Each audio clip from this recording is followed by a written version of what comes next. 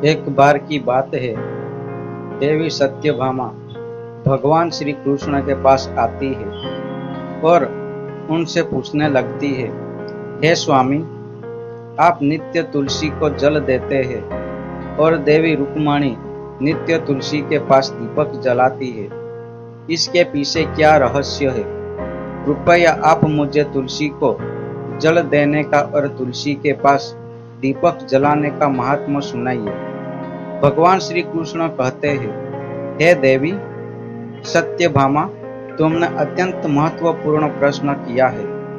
देवी तुलसी लक्ष्मी का ही अवतार है।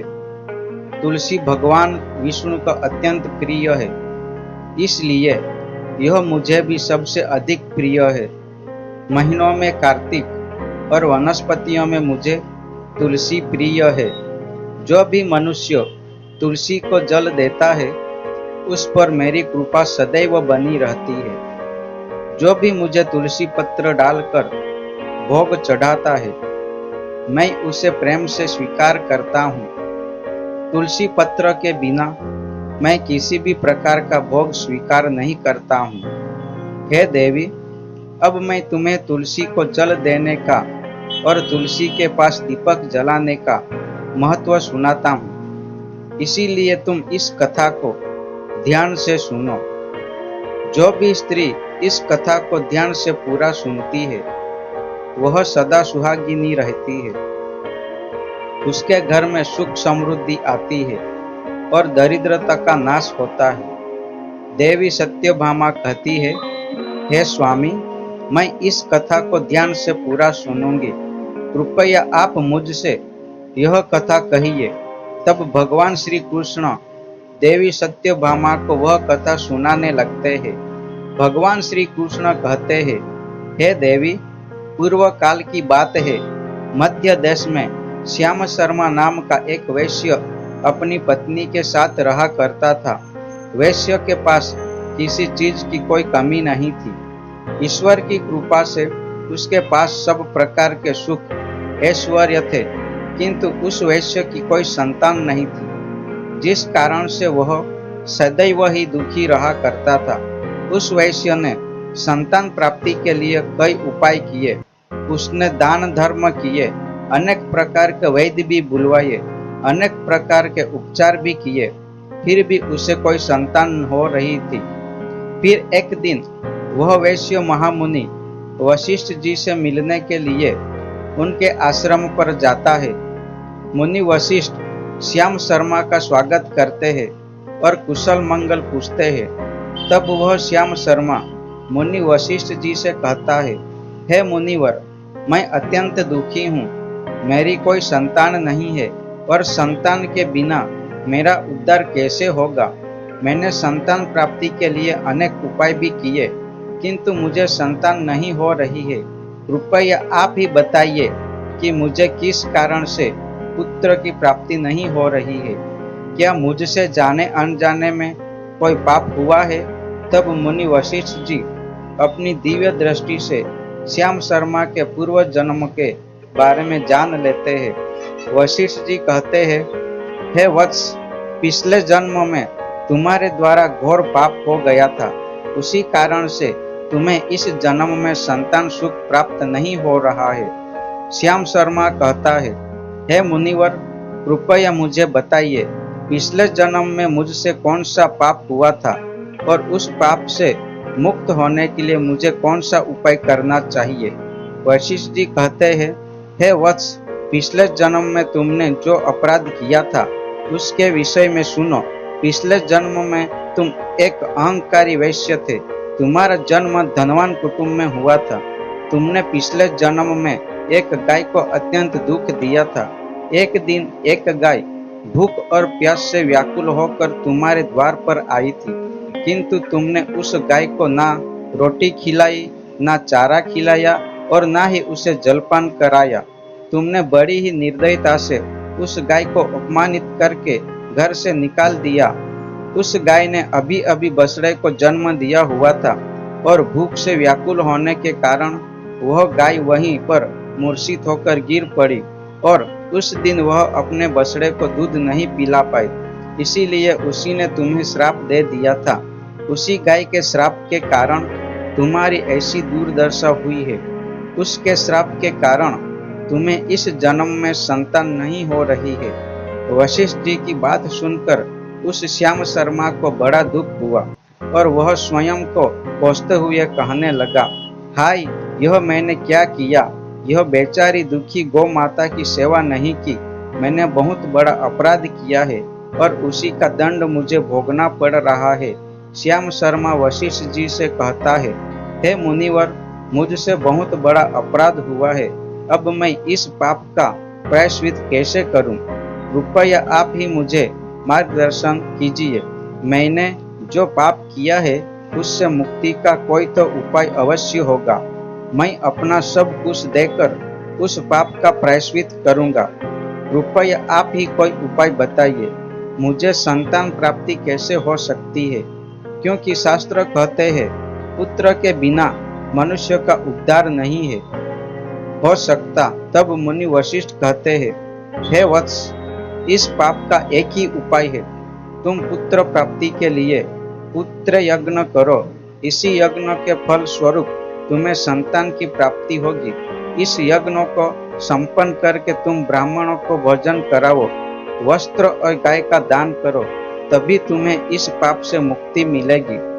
तब श्याम शर्मा वशिष्ठ जी को धन्यवाद देते हुए कहता है, हे मुनिवर, आपका कोटि कोटि धन्यवाद। मैं आपके कहे अनुसार अवश्य ही पुत्र यज्ञ करूंगा और ब्राह्मणों को गायों का दान करूंगा। इतना कहकर वह श्याम शर्मा शीघ्रता से अपने घर पर लौट आता है और अपनी पत्नी को सारी हकीकत सुनाता है। फिर वे दोनों ही पुत्र यज्ञ की तैयारी करते हैं। अनेक ऋषि मुनियों को निमंत्रण देकर वह श्याम शर्मा पुत्र की यज्ञ संपन्न करता है और उन ऋषि मुनि तथा ब्राह्मणों को गाय का दान करता है। यज्ञ के संपन्न होने के पश्चात यज्ञ की अग्नि से अग्निदेव प्रकट होते हैं और उस श्याम शर्मा से कहते हैं, हे श्याम शर्मा, आज तुम्हारा यज्ञ सफल हुआ है। तुमने पुत्र प्राप्ति के लिए यह यज्ञ किया था, इसीलिए तुम्हें मेरी कृपा से एक पुत्र की प्राप्ति होगी। किंतु तुम्हारे पुत्र की आयु केवल 18 वर्ष की ही होगी और 18 वर्ष समाप्त हो जाने के पश्चात तुम्हारे पुत्र की मृत्यु हो जाएगी। इतना कहकर अग्निदेव अंतर्ध्यान हो जाते हैं। पुत्र यज्ञ करके और अग्निदेव से पुत्र का वरदान प्राप्त करके वह श्याम शर्मा बहुत प्रसन्न तो हुआ, किंतु उसे बड़ा दुख भी हुआ। श्याम शर्मा ने सोचा, पुत्र न होने से अच्छा है कम आयु वाला पुत्र ही ठीक है। फिर वह पहले की तरह अपने कार्य में लगा रहा। कुछ ही दिनों में पश्चात उसकी पत्नी ने गर्भ धारण किया। श्याम शर्मा ने पुत्र के जन्म से पूर्व किए जाने वाले सभी संस्कार किए और फिर उसे एक अत्यंत सुंदर पुत्र की प्राप्ति हुई। वह बालक बड़ा ही तेजस्वी दिखाई पड़ रहा था। श्याम शर्मा ने पुत्र के जन्म के बाद किए जाने वाले भी सभी संस्कार किए और पुत्र को गुरुकुल में शिक्षा प्रदान की। श्याम शर्मा का पुत्र जैसे जैसे बड़ा होने लगा, श्याम शर्मा को बहुत अधिक चिंता सताने लगी। फिर जब उसका पुत्र 16 वर्ष का हुआ तो श्याम शर्मा की पत्नी ने उससे कहा, हे नाथ, अब हमें अपने पुत्र का विवाह कर देना चाहिए। हमारा पुत्र अब विवाह योग्य हो गया है। श्याम शर्मा ने कहा, हे प्रिय, विधि के विधान के अनुसार हमारे पुत्र की आयु केवल 18 वर्ष की ही है। 18 वर्ष के पश्चात हमारे पुत्र की मृत्यु हो जाएगी। इसीलिए हमें इसका विवाह करके किसी कन्या के जीवन को बर्बाद नहीं करना चाहिए। वह तो 2 वर्षों बाद विधवा हो जाएगी, फिर उसे जीवन में अनेक कष्ट सहन करने पड़ेंगे। लेकिन श्याम शर्मा की पत्नी नहीं मानी और वह अपने पुत्र का विवाह होता देखने चाहती थी। श्याम शर्मा की पत्नी कहती है, हे नाथ, कुछ भी हो, मैं अपने पुत्र को अविवाहित मरते हुए देख नहीं सकती। हमारे पास किसी चीज की कमी है? हमारी पुत्र वधु इस संपत्ति को प्राप्त करके सुखी जीवन जी सकती है। इसीलिए अब आप संकोच ना करें और हमारे पुत्र के लिए सुंदर कन्या की खोज करें। अपनी पत्नी के हट के आगे श्याम शर्मा की एक ना चली और फिर वह पुत्रों के विवाह के लिए मान गया। फिर उसने पास ही के नगर में रहने वाले एक अत्यंत गरीब वैश्य की पुत्री के साथ अपने पुत्रों का विवाह संपन्न किया। श्याम शर्मा की बहू का नाम सुभद्रा था। वह अत्यंत गुणवान, चरित्रवान और पतिव्रता नारी थी।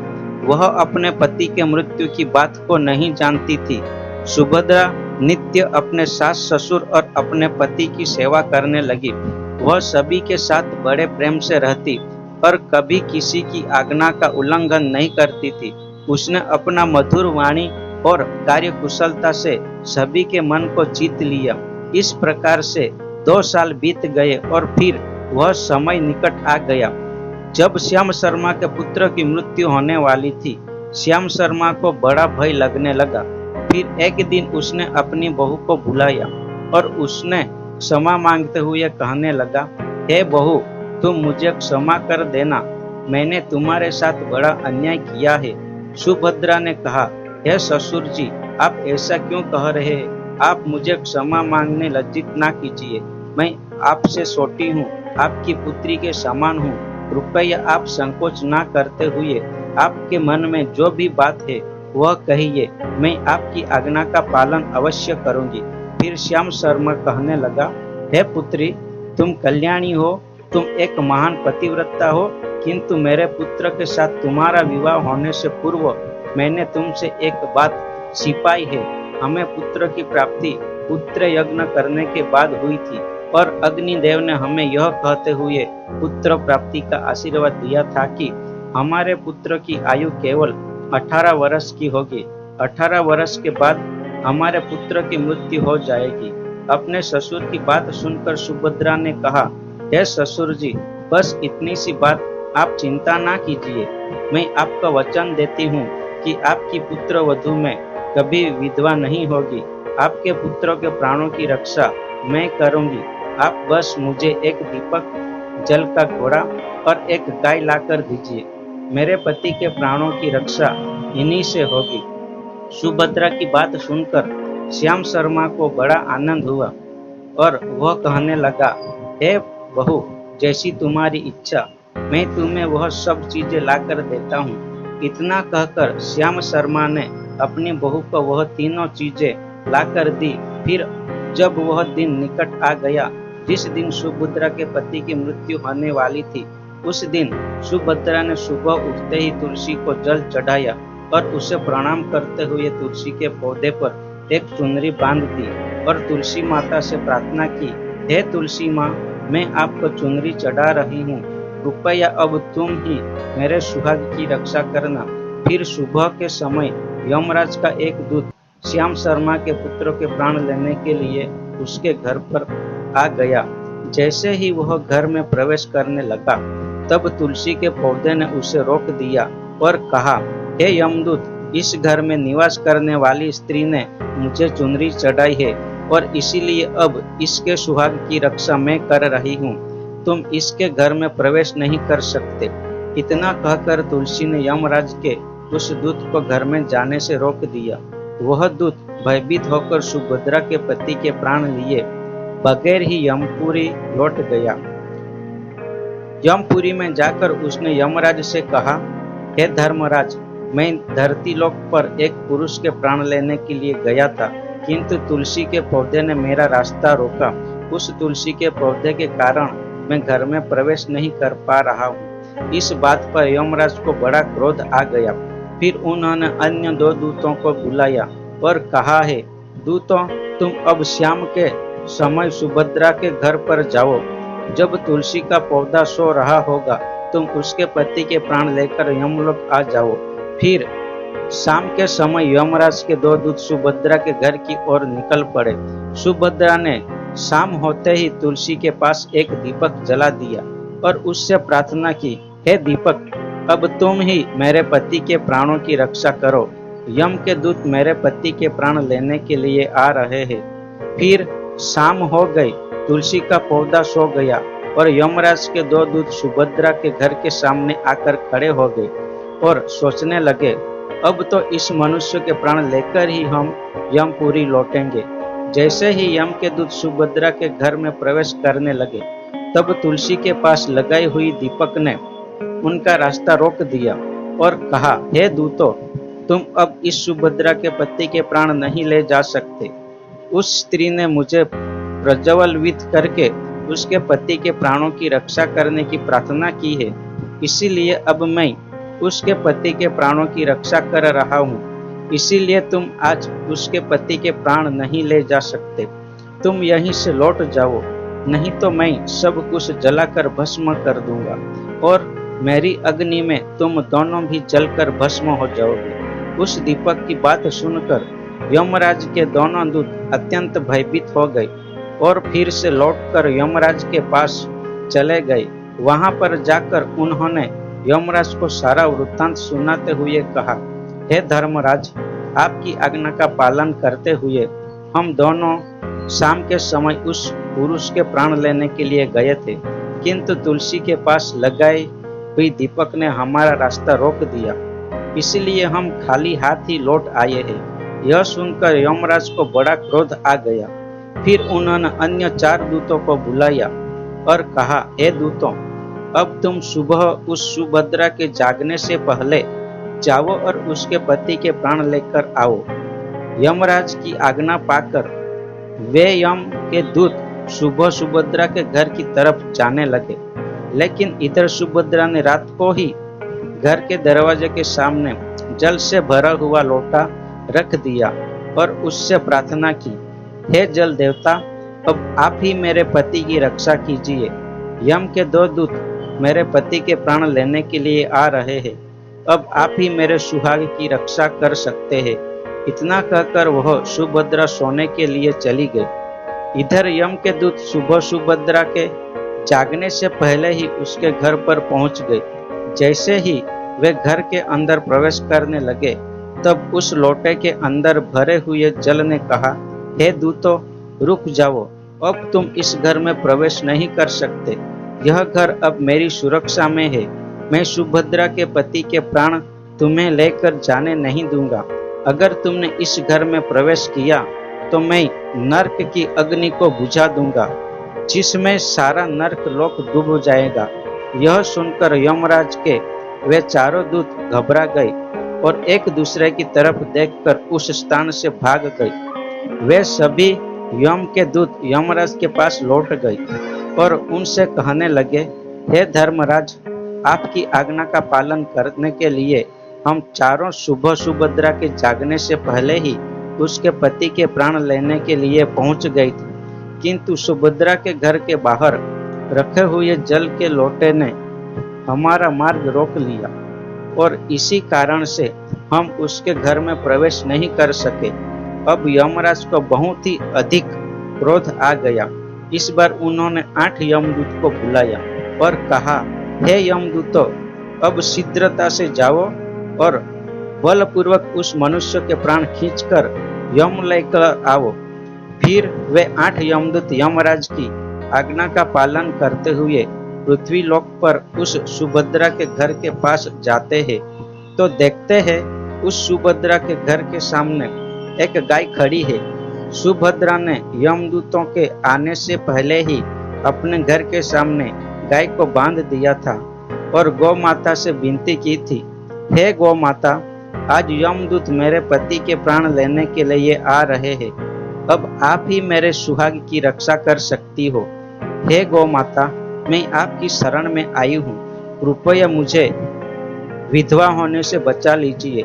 उस गाय ने कहा, हे पुत्री, तुम चिंता मत करो, तुम्हारा पति के प्राणों की रक्षा मैं स्वयं करूंगी। मेरे होते हुए यम के दूत तुम्हारे घर में प्रवेश नहीं कर पाएंगे, इसीलिए तुम चिंता से मुक्त होकर घर में अपने पति की सेवा करो। फिर जैसे ही वे यमदूत घर के अंदर प्रवेश करने के लिए आगे बढ़ते हैं, तब वह गाय उन्हें रोक देती है और कहती है, हे यमदूतों, तुम यहीं से लौट जाओ, इस घर में तुम लोग प्रवेश नहीं कर सकते। इस घर की रक्षा मैं कर रही हूँ, मेरे रहते कोई भी इस घर में अंदर प्रवेश नहीं कर सकता। यदि तुमने घर के अंदर प्रवेश करने का प्रयत्न किया तो मैं तुम सभी को श्राप दे दूंगी। अगर तुम्हें इस घर के अंदर प्रवेश करना है तो तुम्हें पहले मेरे प्राण लेने पड़ेंगे और तुम सभी के गौ हत्या का पाप लगेगा जिसका कोई प्रायश्चित नहीं है। वहां पर उपस्थित सभी यमदूत गाय के द्वारा श्राप देने की बात सुनकर भयभीत हो गए। वे जानते थे कि गाय के द्वारा दिए गए श्राप से कोई मुक्त नहीं कर सकता और गौ हत्या तो संसार का सबसे जघन्य अपराध और महापाप है जिसका कोई प्रायश्चित भी नहीं है। इसीलिए वे सभी वहां से लौटकर यमराज के पास चले गए। यमपुरी जाकर उन यमदूतों ने यमराज को सारा वृत्तांत सुनाते हुए कहा, हे धर्मराज, उस सुभद्रा के पति के प्राणों की रक्षा एक गाय कर रही है। उस गाय ने हमें श्राप देने की बात कही, इसीलिए हम सभी भयभीत होकर वापस लौट आए हैं। हम में गाय का सामना करने की शक्ति नहीं है। उन यमदूतों की बात सुनकर यमराज आग बबूला हो गया और स्वयं भैंसे पर सवार होकर पृथ्वीलोक की ओर निकल पड़े। यमराज अपने भैंसे पर सवार होकर उस सुभद्रा के घर के पास चले आते हैं। यमराज को अपने घर के सामने खड़ा हुआ देखकर सुभद्रा भयभीत हो जाती है और जल्दी से आकर यमराज के चरण स्पर्श करके उन्हें नमस्कार करती है और उनकी स्तुति करने लगती है। हे सूर्य तन्य यमराज, आप तो तीनों लोकों के प्राणियों पर कृपा करने वाले महान देवता है। इस संसार के समस्त प्राणियों के पाप और पुण्यों का लेखा जोखा आप अपने पास रखते हैं। हे न्याय के देव धर्मराज, मैं सत्य धर्म का पालन करने वाली पतिव्रता स्त्री हूँ। मैं आपको बारंबार नमस्कार करती हूँ। कृपया मुझे आशीर्वाद दीजिए। सुभद्रा के द्वारा की गई स्तुति से यमराज अत्यंत प्रसन्न होते हैं और उसे अनजाने में ही सदा सुहागिन रहो ऐसा कहकर आशीर्वाद देते हैं। फिर जब यमराज सुभद्रा के पति के प्राण ले जाने के लिए आगे बढ़ते हैं तो सुभद्रा कहती है, हे धर्मराज, आपने अभी मुझे सदा सुहागिन रहने का आशीर्वाद दिया और अब आप मेरे पति के प्राण लेने जा रहे हैं। इससे तो आपका आशीर्वाद झूठा साबित हो जाएगा। यह सुनकर धर्मराज रुक जाते हैं और सुभद्रा की ओर देखकर मुस्कुराने लगते हैं। सुभद्रा के निर्मल हृदय और अपने पति के प्रति समर्पण भाव को देखकर यमराज अत्यंत प्रसन्न होते हैं। सुभद्रा की ओर देखकर यमराज कहते हैं, हे पुत्री, आज तुमने साक्षात मृत्यु को ही पराजित किया है। मैं तुम्हारे पतिव्रता धर्म से अत्यंत प्रसन्न हूँ। अब मैं तुम्हारे पति के प्राण बख देता हूँ। तुम्हारी जो भी मनोकामना है वो मुझसे मांग लो। तब सुभद्रा ने कहा, हे धर्मराज, मैं अपने पति के लिए 100 वर्ष की आयु मांगती हूँ। मेरे लिए मेरे पति ही परमेश्वर है। मैं अपने पति को छोड़कर जीवित नहीं रह सकती, इसलिए आप मुझे यही वरदान दीजिए। तब यमराज प्रसन्न होकर कहते हैं, तथास्तु। हे कल्याणी, आज से जो भी स्त्री अपने घर के सामने तुलसी का पौधा लगाती है, तुलसी के पास शाम को दीपक जलाती है, जिस घर के सामने गाय बंधी होती है और जो स्त्री अपने घर के सामने जल का लोटा रखती है, उसके घर में कभी मेरे दूत प्रवेश नहीं करेंगे।